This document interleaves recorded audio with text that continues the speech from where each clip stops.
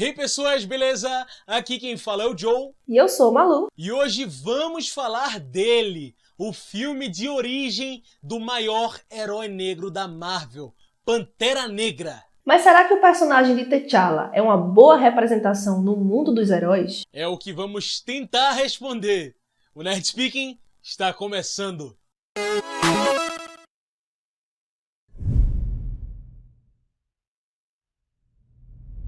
O ano é 2018 e Pantera Negra estreia nos cinemas contando a história do país fictício de Wakanda e seu protetor, T'Challa. E se você chegou até aqui, já deve saber que nesse vídeo iremos analisar o personagem de T'Challa e as suas representações políticas em Pantera Negra. Dessa vez, acompanharemos duas linhas narrativas paralelas. Somos introduzidos à história de Wakanda através de Eric e seu pai, N'Jobu. Ele conta como um meteorito de Vibranium caiu no coração do continente africano, modificando a vida vegetal da região. 5 tribos se estabeleceram no local e chamaram de Wakanda. As tribos viviam em constante guerra, até que um dia um xamã guerreiro teve a visão da deusa Pantera Bast, que levou até a erva coração, uma planta que lhe dava instintos, força e velocidade sobre-humana. Por causa disso, o guerreiro se tornou rei e o primeiro Pantera Negra. 4 tribos concordaram em viver sob um único rei, exceto os Jabares, que se opuseram e foram viver nas montanhas. Wakanda usou o Vibranium para desenvolver as mais avançadas tecnologias do mundo. Enquanto seus países sucumbiam ao colonialismo e imperialismo europeu, Wakanda prosperava em segredo. N'Jobu, príncipe de Wakanda, mandado a Auckland como espião, observou o tratamento que as comunidades negras recebiam nos Estados Unidos e começou a pensar em estratégias de como solucionar isso. Para ele, se os negros tivessem recursos e armas para se defender, conseguiriam se libertar da opressão. Por isso, N'Jobu ajudou Klaue a roubar Vibranium de Wakanda, mas foi descoberto por T'Chaka e morto. T'Chaka partiu, deixando Eric Stephens, fruto da paixão de N'Jobu e uma americana, para trás. Então somos transportados para os dias atuais, onde T'Challa está retornando para casa após o assassinato do seu pai na reunião que decidiria o Acordo de Sokovia, promovida pela ONU. T'Challa deve assumir o trono como rei e firmar o seu lugar como protetor de Wakanda, o Pantera Negra. Entretanto, Eric, agora também conhecido como Killmonger, também deseja o trono. Ele busca vingança pela morte de seu pai e pretende terminar o que N'Jobu começou, armar a população negra ao redor do mundo com o necessário para sua emancipação. Para conhecer as motivações do nosso protagonista, é importante estabelecer algumas coisas antes. Primeiro, T'Challa é um homem rico e nobre. Segundo, ele é parte de um sistema monárquico que aparentemente está em sua família há gerações. Quando olhamos para sua árvore genealógica, vemos que seu Pantera Negra é algo que quase corre nas suas veias. É de família, de realeza. E o terceiro, e mais importante, ele foi preparado para ser rei durante toda a vida.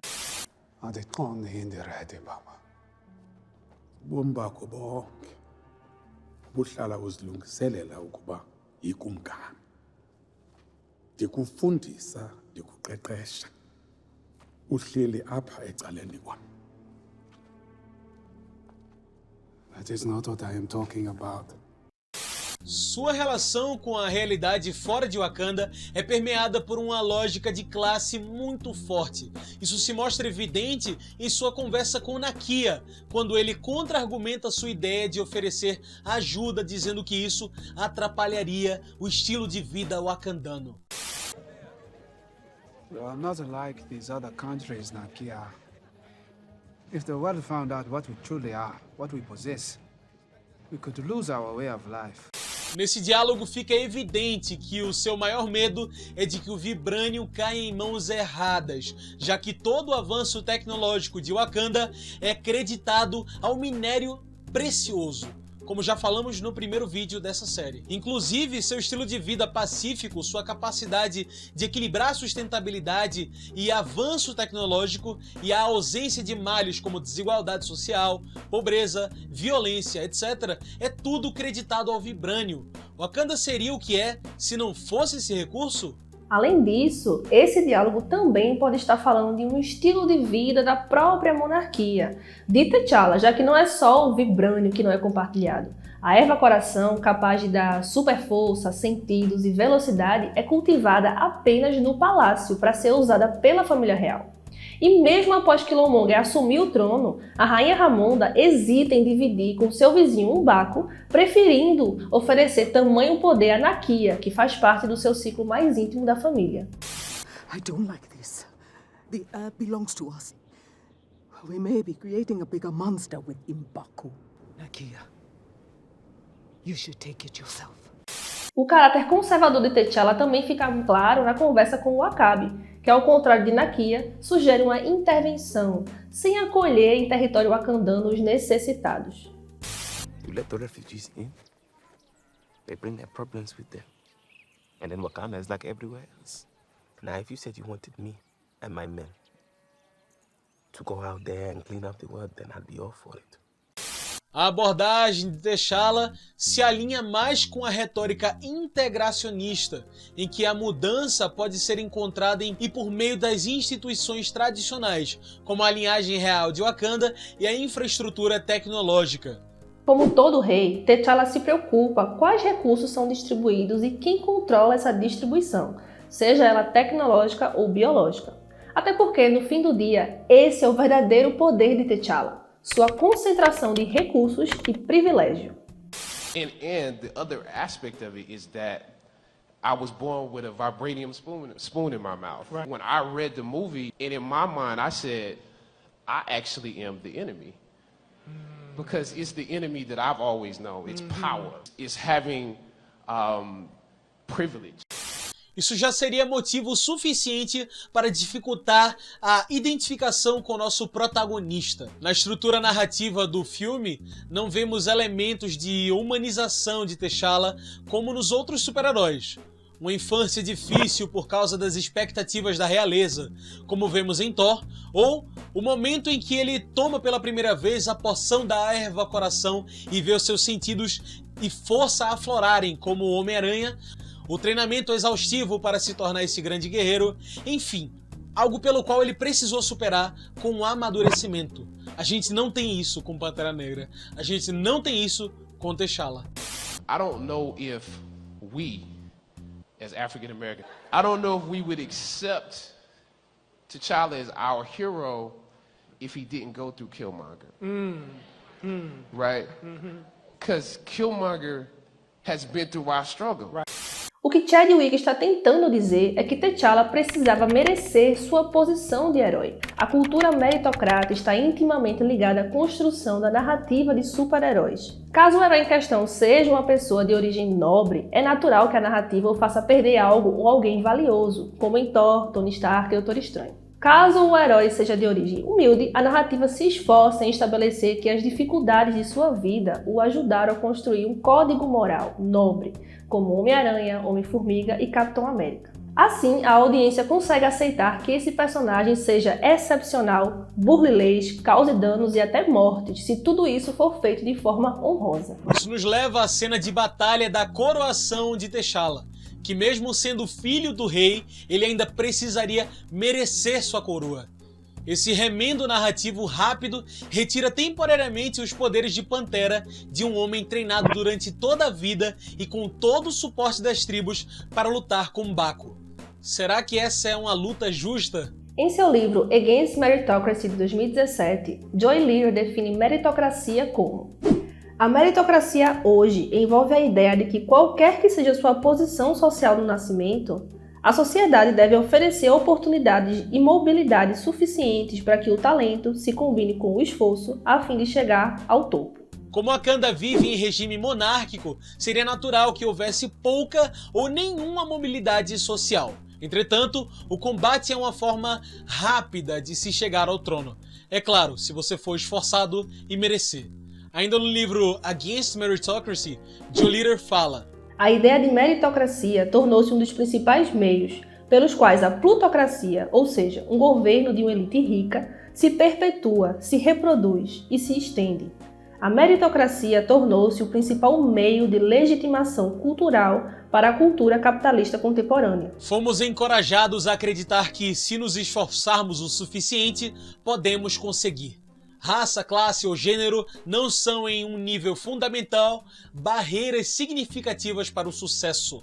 Para liberar nosso talento interno, precisamos trabalhar muito e nos promover da maneira certa para alcançar o sucesso. A meritocracia é caracterizada pela extensão de suas tentativas de atomizar as pessoas como indivíduos que devem competir entre si para ter sucesso, estendendo o comportamento empreendedor aos cantos e recantos da vida cotidiana. É claro que não sabemos qual o sistema político de Wakanda. É capitalista como o resto do mundo? Qual é a moeda que circula no país? Ou será que é algo mais próximo ao socialismo utópico? Ou ao comunismo, onde a produção é distribuída? Por que é uma monarquia e não uma democracia? Como o país consegue ser tão rico sem fazer comércio com ninguém? Como medir essa riqueza? Como Wakanda consegue ser tão perfeita? Nenhuma dessas perguntas é de longe respondida pelos criadores do filme. Assim como nos quadrinhos, Wakanda não tem vivacidade. Ela funciona mais como um belo cenário para a narrativa principal. O povo wakandano colhe flores, caminha pelos mercados ou cria rinocerontes. A cidade é limpa, organizada, sem conflitos, as pessoas vendem, mas não negociam, nem falam alto ou se alteram. Ninguém corre, ninguém se suja. Você já viu algum centro urbano assim? Em seu texto Monarquia Defeituosa e Antiquada de Pantera Negra, o estudioso de estudos africanos Harry Green questiona: embora a Pantera Negra retrate a prosperidade e tecnologia avançada dos wakandanos, não há nenhuma evidência clara de desigualdade ou razão pela qual os cidadãos não teriam poder ou agência. Certamente eles poderiam ter se oposto à ascensão de Killmonger, mesmo que por meios não violentos como greves ou protestos. Talvez os wakandanos não sejam muito exigentes com seu governo. Talvez devamos supor que eles escolham a monarquia. Também é confuso a relação dos wakandanos com o mundo exterior. Será que eles são livres para sair de Wakanda? Existem indícios no filme que a internet de que Shuri acessa é a mesma que o mundo exterior. Isso se restringe só à família real? Ou todos os cidadãos estão cientes do que acontece no mundo? The real question is, what are those? Question for you. What are those? Fully automated, like the old American movie Baba used to watch. Se esse for o caso, os cidadãos de Wakanda se comportam como moradores de um condomínio privado, onde só quem tem a pulseirinha pode entrar. E que possui inimigos muito específicos. Após o roubo do machado de vibrânio nos museus de Londres, T'Challa reúne o conselho para recuperá-lo imediatamente e responsabilizar Klaus pelo roubo. Por que os governantes de Wakanda não recuperaram esse item antes, já que sabiam da localização? O governo britânico não poderia ser responsabilizado? Quando Wakanda fala que o vibrânio pode cair em mãos erradas se não for protegido, de quem eles estão falando? Com toda certeza não do governo britânico nem do governo americano. O que nos leva para o próximo ponto. Como um país com uma política tão isolacionista leva um agente da CIA para dentro do seu centro tecnológico e militar secreto? O agente Everett Ross possui um papel curioso nesse filme. Ele duvida e questiona de um rei como se fosse um adolescente e mantém um prisioneiro de outro país sob sua supervisão. Que interesse os Estados Unidos teriam em Klaus, além de saber onde raios ele arranjou mais vibrânio? E por que T'Challa é tão paciente e protetor com o agente da CIA? Lembrando que nos quadrinhos, T'Challa faz exatamente isso com o Quarteto Fantástico, apresentando a tecnologia e o vibrânio aos estrangeiros sem nenhuma cerimônia. O ativista Max Gordon faz um interessante comentário sobre Ross. Ross, o piloto que trabalha para a CIA e que acaba em Wakanda para ser curado após levar uma bala, voa na espaçonave wakandana durante a cena final da Guerra Tribal. E é um ponto baixo do filme. Ross é usado para alívio cômico e como o ator é simpático o suficiente, ele nunca é abertamente ofensivo. Ross também não tem conflitos internos racistas para superar como funcionário do governo americano e nenhum senso de direito.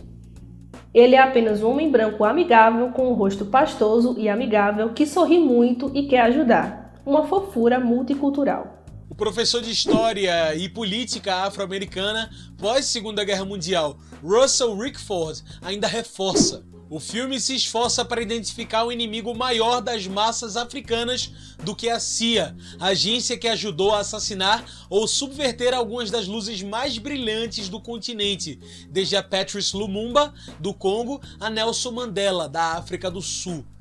Enquadrar a América como guardiã dos interesses africanos camufla o conglomerado de forças ocidentais, de bancos globais a corporações multinacionais que continuaram a sugar a riqueza da África muito depois do fim do colonialismo.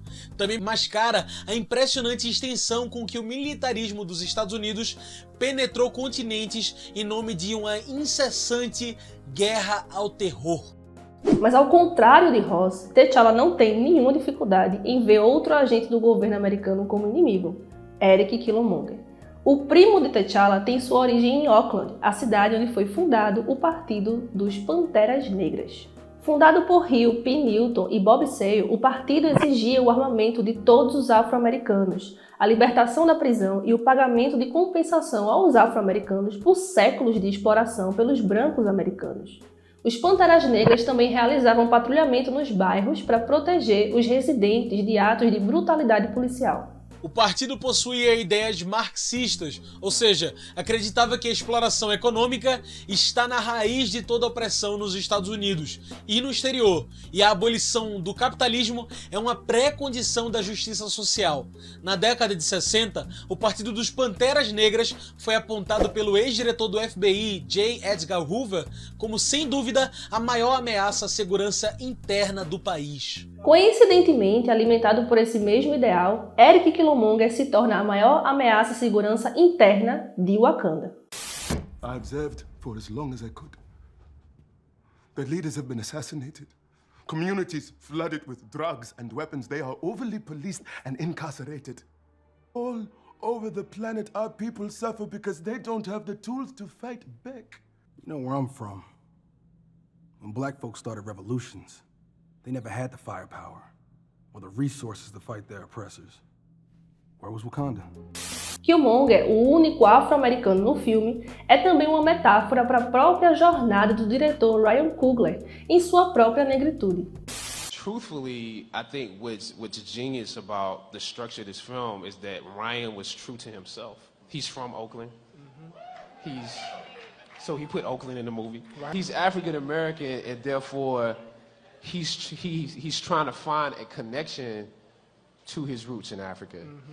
And so in order to do this movie, he said, I have to go there. I have to go there. And so he went to various countries. He went to Kenya. He went to South Africa. He tried to find the movie. And I think in that search, which you see that search in the movie, you see that he went to the museum and saw African artifacts in London. Right. Like, he really did that stuff.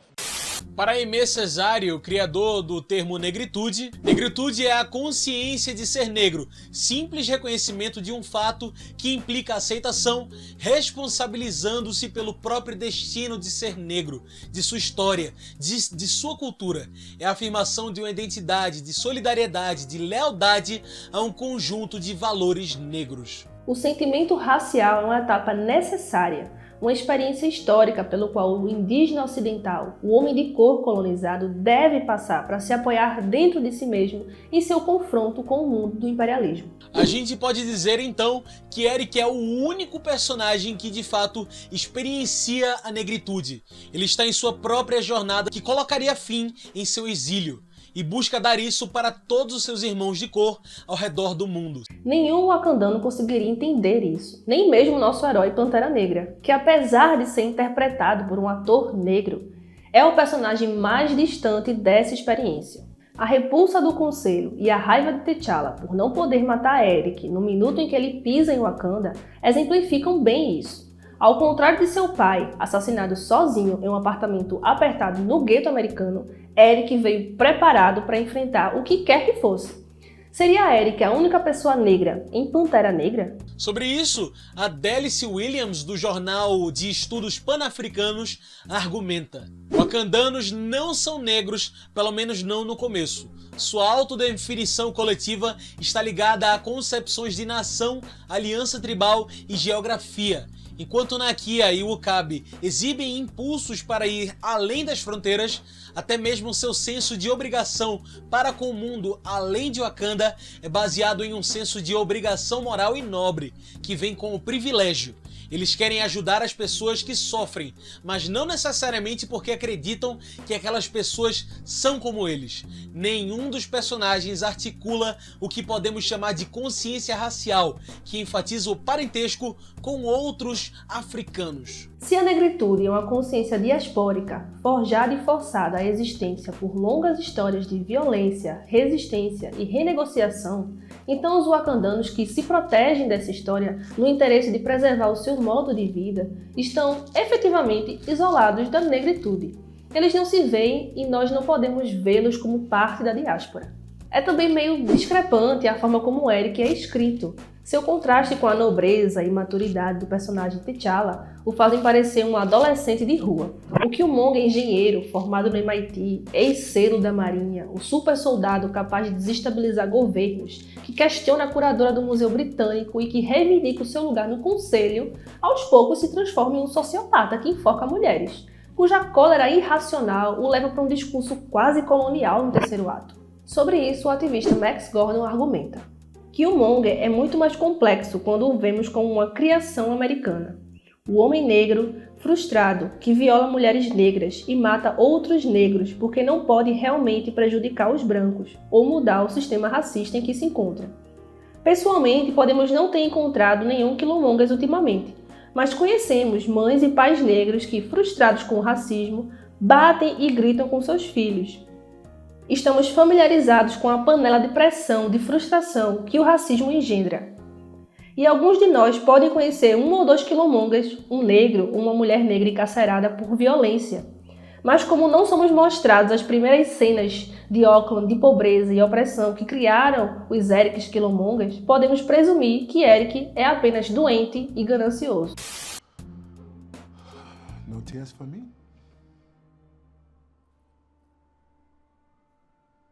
Everybody dies.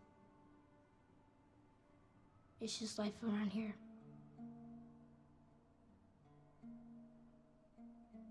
Well, look at what I've done. I should have taken you back long ago. Frantz Fanon dizia em seu livro Condenados da Terra que a descolonização é sempre um fenômeno violento, de certa forma. A necessidade da transformação existe em estado bruto, impetuoso e coativo, na consciência e na vida dos homens e mulheres colonizados.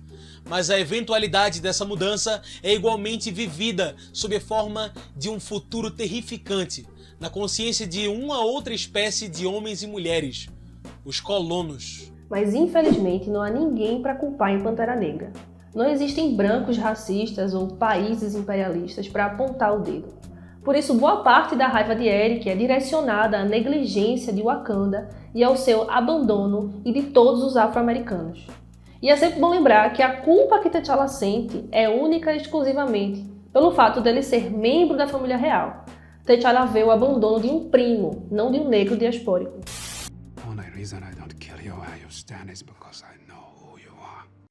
Mas T'Challa reconhece que seu antagonista tem razão.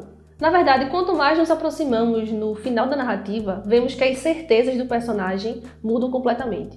No fim do terceiro ato, já nem vemos mais herói e vilão, somente a mesma agência com divergências na execução. Ainda no livro de Frantz Fanon, o mundo colonial é um mundo maniqueísta. Não basta ao colono limitar fisicamente com o auxílio de sua polícia e de sua força militar o espaço do colonizado. Como que, para ilustrar o caráter totalitário da exploração colonial, o colono faz o colonizado uma espécie de quintessência do mal. A vilanização de Eric vem para confirmar e legitimar sua morte. Ele tinha ido longe demais. Ele era mau e precisava morrer. Então chegamos à batalha final com dois oponentes praticamente iguais lutando entre si.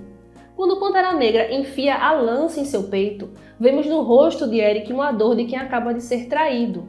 Wakanda deveria ser o seu lugar seguro, sua casa. Ele relembra das histórias que soavam como contos de fadas que seu pai contava. Ele lembra do pôr do sol.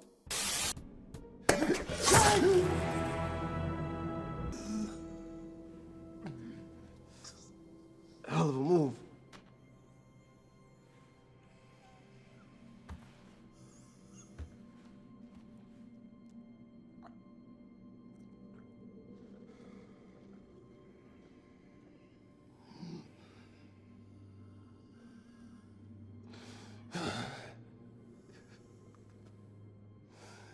My pop said Wakanda was the most beautiful thing you ever seen. He promised he was gonna show it to me one day. You believe that? Kid from Oakland running around believing in fairy tales. T'Challa oferece a tecnologia de Wakanda para curar Killmonger, assim como fez com o agente branco Ross. Mas Eric recusa. Ele sabe que homens como ele ou são assassinados ou encarcerados. E aí vem a cena mais bizarra do filme inteiro. Why? So you could just lock me up? No. Just bury me in the ocean with my ancestors that jumped from the ships. Because they knew death was better than bondage. Ele recusa a sua ancestralidade de reis e rainhas de Wakanda. Seus antepassados eram agora homens e mulheres escravizados.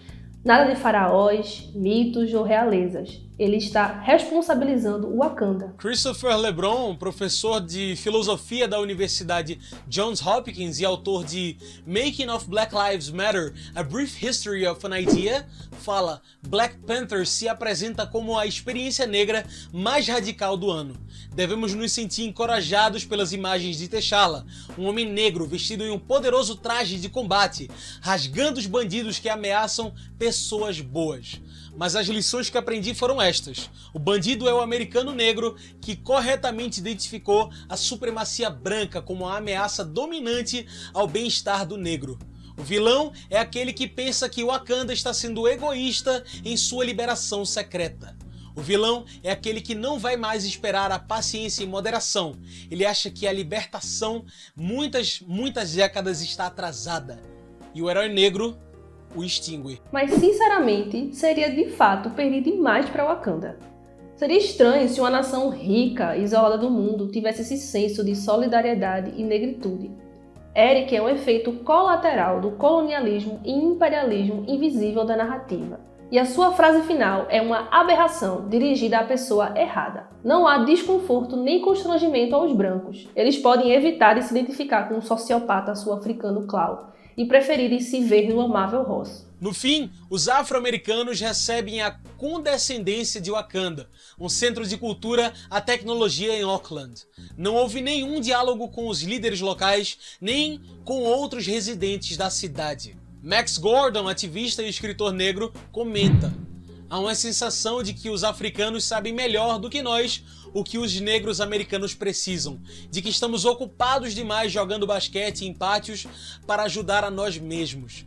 Saímos do filme pensando que os wakandanos são generosos, mas como estão na América há cerca de 10 minutos e já decidem, eles também parecem presunçosos. Ao invés de denunciar o racismo vivenciado pelo príncipe do seu país, T'Challa resolve ir à ONU firmar o seu compromisso mercadológico com outras nações. Mas não há nada sobre raça aqui. Wakanda desconhece isso. A solução virá por meios econômicos. Mas as soluções econômicas não podem resolver o problema social do racismo. A ideologia neoliberal defende o sucesso econômico como o determinante final da posição de alguém na sociedade americana. A invasão da ideologia neoliberal significou também uma intensificação da atitude melhorística da sociedade liberal, na qual o progresso está sempre acontecendo, mesmo que tudo aponte para o contrário. A olhar de perto o contexto histórico da ideologia do daltônico racial e o surgimento da ordem mundial neoliberal, há evidências demonstrativas para apoiar a noção de que o daltonismo racial é o modelo predominante de discursos públicos de raça nos Estados Unidos. Falar de racismo sem ver raça é talvez uma das maiores habilidades do filme Pantera Negra. O discurso de T'Challa perde a emoção para as lágrimas de Eric, que são reconhecidas por toda a audiência diaspórica. Ele derrama as lágrimas arquetípicas do americano negro escravizado, que pergunta aos ancestrais, mãe e pai negros, ao longo dos séculos: por que você não veio me buscar quando os comerciantes brancos me levaram para a América? Por que você não me trouxe de volta para casa? Esta é a questão embutida no coração de cada homem e mulher negros americanos e está no cerne espiritual do Pantera Negra. They will say you are lost. But I'm right here. We are both abandoned here.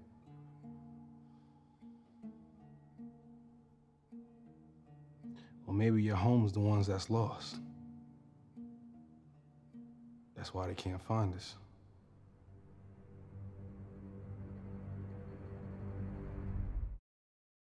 Então é isso, pessoas, eu espero que vocês estejam curtindo essa série. Se vocês estiverem gostando, deixem um like, se inscrevam e comentem aí embaixo. A gente quer saber a sua opinião. Lembrando, tem mais um episódio dessa série, então fique ligado aqui no Nerd Speaking, porque temos mais um vídeo, o vídeo final dessa série do Pantera Negra. Tá curtindo? Deixa o like, se inscreve, compartilhe com os amigos.